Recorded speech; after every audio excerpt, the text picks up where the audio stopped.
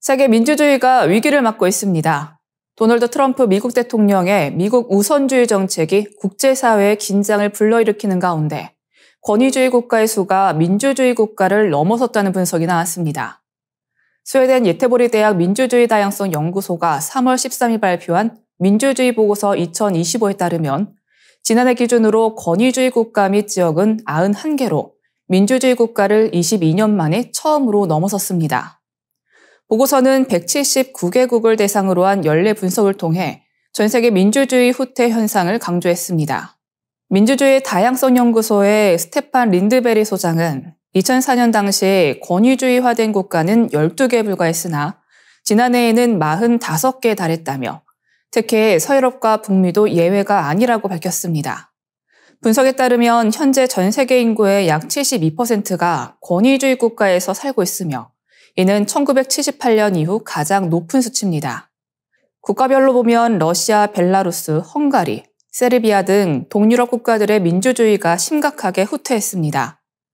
벨라루스는 유럽 최초로 폐쇄 권위주의 국가로 분류되었으며 아시아에서는 인도네시아와 몽골이 권위주의 국가로 재분류되었습니다. 한국 또한 자유민주주의보다 한 단계 낮은 선거민주주의로 내려앉았습니다. 보고서는 지난해 한국에서 비상계엄 사태로 인한 정치적 혼란을 민주주의 후퇴의 주요 원인으로 지목했습니다. 보고서에 따르면 세계 자유민주주의 지수는 1985년 이후 가장 낮은 수준으로 내려갔습니다. 이는 높은 수준의 허위 정보 확산과 정치적 양극화가 주요 원인으로 지목됐습니다. 국가별 자유민주주의 지수에서는 덴마크가 1위, 한국은 41위를 기록했습니다. 상위권 국가로는 에스토니아, 스위스, 스웨덴 등이 포함됐으며 미국은 24위, 일본은 27위를 차지했습니다. 또한 전 세계 44개국에서 표현의 자유가 악화되었으며 이는 2004년에 6배 이상 증가한 수치입니다. 반면 표현의 자유가 개선된 국가는 20년 전 29개에서 8개로 줄어들었습니다. 보고서에서 별도로 분석한 민주주의 붕괴 진행 중 항목에서는 트럼프 행정부의 법치 훼손, 행정부 권력 집중 등을 지적하며 미국이 민주주의에서 점점 멀어지고 있다고 밝혔습니다.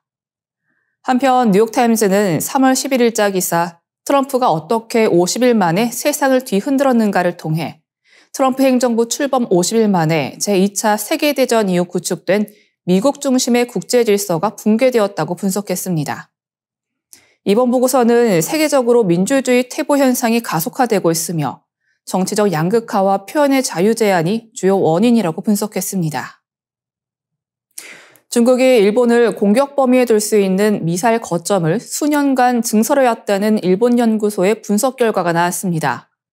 요미우리 신문이 3월 3일 보도한 바에 따르면 일본의 공익재단법인 국가기본문제연구소는 중국 로켓군이 일본 전역을 타격할 수 있는 미사일 배치를 강화하고 있다고 밝혔습니다. 보고를 발표한 나카가와 미키 연구원은 중국 로켓군이 핵 위협과 중장거리 정밀 타격을 통해 미국과 일본을 포함한 지역에 전략적 압박을 가하고 있다고 분석했습니다. 그는 위성사진 분석을 통해 중국 지린성에 위치한 제655여단이 2020년 10월 이후 새로운 주둔지를 건설했다고 전했습니다. 특히 이곳에 배치된 미사일은 탐지가 어려운 극초음속 활공체 탑재 준중거리 탄도미사일 둔펑 17로 사거리는 2,500km에 달하는 것으로 알려졌습니다. 이는 일본 전역을 사정권에 두는 무기로 평가됩니다.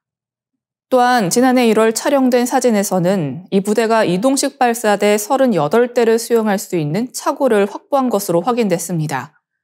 한편 푸젠성의 제614여단도 기존의 단거리 탄도미사일 둥펑 11 대신 둥펑 17을 배치한 것으로 보이며 산둥성의 제656여단에서는 2019년부터 초음속 지상발사 순항미사일 창젠 100을 갖춘 이동식 발사대가 운영되고 있는 것으로 파악됐습니다.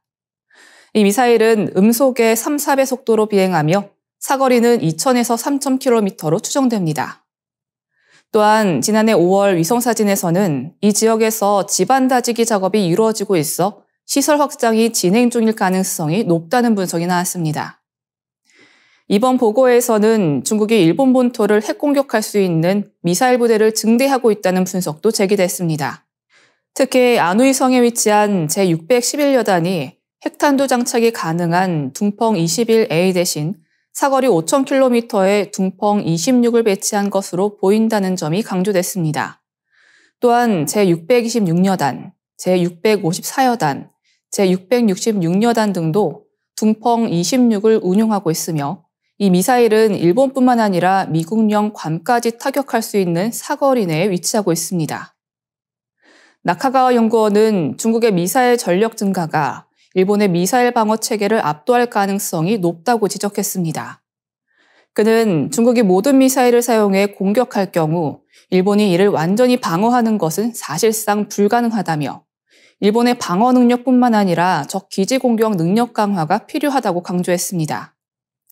이어 일본 정부와 군이 다양한 시나리오를 가정하고 중국의 군사 동향을 지속적으로 감시해야 한다고 조언했습니다. 독일이 러시아의 위협 속에서 국방력 강화를 서두르고 있지만 젊은 세대의 군복무 기피로 인해 어려움을 겪고 있습니다. 영국 파이낸셜 타임즈는 3월 15일 이를 집중 조명했습니다. 독일은 2022년 러시아의 우크라이나 침공 이후 약 1천억 유로를 군비 증강에 투입했습니다. 그러나 목표했던 병력 증강과는 반대로 전체 병력 수는 감소하고 있습니다. 독일군은 2031년까지 현역병을 20만 3천 명으로 늘리겠다는 계획이었지만 지난해 오히려 병력이 줄었습니다. 2023년 입대한 1만 8천여 명 중 4분의 1이 6개월 내에 군을 떠났습니다. 또한 정규군 및 예비군을 포함한 양심적 병역 거부자 수는 2021년 200명에서 2023년 2,998명으로 15배 가까이 증가했습니다. 이러한 현상은 독일 젊은 세대가 군복무를 더욱 꺼리는 경향을 보여줍니다. 육군 고위급 지휘관들은 Z세대의 특성도 영향을 미친다고 분석합니다. 한 지휘관은 젊은 군인들은 연약하고 쉽게 울며 워라밸을 중요하게 생각한다고 토로했습니다. 이는 나쁜 태도는 아니지만 전시 상황에서는 적절하지 않다는 지적입니다. 유럽 각국이 군비 확충에 나서면서 병사들은 실질적인 전쟁 위험을 더욱 피부로 느끼고 있습니다. 과거와 달리 단순한 직업이 아닌 실제 전장에 투입될 가능성이 높아진 것입니다. 반면 독일 내에서는 목숨을 바쳐 조국을 지키겠다는 의식이 약한 것도 문제로 뽑힙니다. 미국 카네기 국제평화재단의 선임연구원 소피아 베슈는 독일과 핀란드를 비교하며 핀란드는 러시아의 위협에 대비하는 전통이 있지만 독일은 정부와 시민 간의 신뢰가 부족하다고 지적했습니다. 특히 젊은이들이 왜 외국을 위해 우리가 싸워야 하느냐는 의문을 제기할 가능성이 큽니다. 독일 내에서는 2011년 잠정 중단한 징병제를 부활시켜야 한다는 의견도 나오고 있습니다. 하지만 청년층의 반대가 거세 현실화될 가능성은 불투명합니다. 최근 독일 총선에서 우크라이나 군사 지원을 반대한 구구 국자정당이 18세에서 24세 청년층에서 50% 가까운 지지를 얻었다는 점도 이를 반영합니다. 또한 여론조사기관 유거부에 따르면 독일인의 58%가 징병제 부활을 찬성했지만 18세에서 29세 청년층의 찬성률은 3분의 1에 불과했습니다. 최근 나는 왜 조국을 위해 싸우지 않으려 하는가를 출간한 독일 기자 올레님에는 FT와의 인터뷰에서 외국의 점령은 삶을 엉망으로 만들 수 있지만 그래도 죽는 것보다는 낫다고 밝혀 젊은 세대 인식을 단적으로 보여주었습니다. 전국적으로 상수도가 공급되지 않는 지역이 여전히 존재하는 가운데 상당수 지하수가 마시기에 적합하지 않은 것으로 나타났습니다. 국립환경과학원이 3월 16일 발표한 상수도 미보급 지역 안심지하수 수질조사 보고서에 따르면 지난해 2,000개의 지하수를 채취해 검사한 결과 61.9%에 해당하는 1,237개가 음용수 기준을 충족하지 못했습니다. 조사 결과 부적합 판정을 받은 지하수 중 가장 흔한 오염 원인은 총대장균군이었으며 일반 세균, 분원성 대장균군, 탁도, 대장균군 순으로 오염이 심각했습니다. 특히 일부 지역에서는 우라늄 농도가 기준치를 초과한 곳도 30곳이나 확인됐으며 이는 주로 화성암이나 변성암 지대에 위치한 관정에서 발생한 것으로 분석됐습니다. 또한 이전 조사에서 발견되지 않았던 휘발성 유기화합물이 검출된 관정도 있었는데 이는 상류 지역에 과거 폐기물이 대량 매립된 적이 있어 오염이 유출된 것으로 추정됐습니다. 조사 대상 관정의 72.4%는 인허가를 받은 곳이었지만 1.8%는 무허가 시설이었으며 25.9%는 인허가 여부조차 불분명했습니다. 더 큰 문제는 지하수를 이용하는 가구의 17.7%가 한 번도 수질 검사를 받은 적이 없다는 사실입니다. 검사받은 경우에도 한 차례만 받은 가구가 전체의 49.5%로 가장 많았습니다. 법적으로 2년에 한 번 수질 검사를 받도록 규정되어 있음에도 불구하고 2015년부터 2019년까지의 수질 검사 이행률은 최대 3.8%에 불과했습니다. 현재 전국 상수도 보급률은 97.9%로 대부분의 국민이 상수도를 이용하고 있습니다. 그러나 기초지방자치단체 단위로 보면 상수도가 보급되지 않은 인구가 5% 이상인 시군이 80곳에 달하며 약 33만 명이 지하수에 의존하고 있는 것으로 나타났습니다.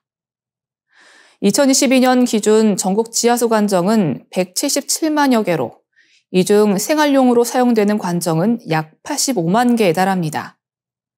이에 따라 환경부는 매년 식수로 이용되는 약 2,000개의 지하수에 대한 수질 검사를 실시하고 있으며 최근 3년간 평균 55.7%가 부적합 판정을 받았습니다. 한편 관정 소유자 중 74.9%는 지하수를 음용하는 이유로 수돗물이 없어서라고 답했으며 지하수에 대한 만족도는 48.7%에 그쳤습니다. 또한 수질 검사를 받지 않은 이유로는 몰라서, 비용이 많이 들어서가 주요 원인으로 꼽혔습니다. 더 많은 지구촌 개벽 소식이 궁금하시면 STV 상생방송 유튜브 채널을 구독해 주시기 바랍니다.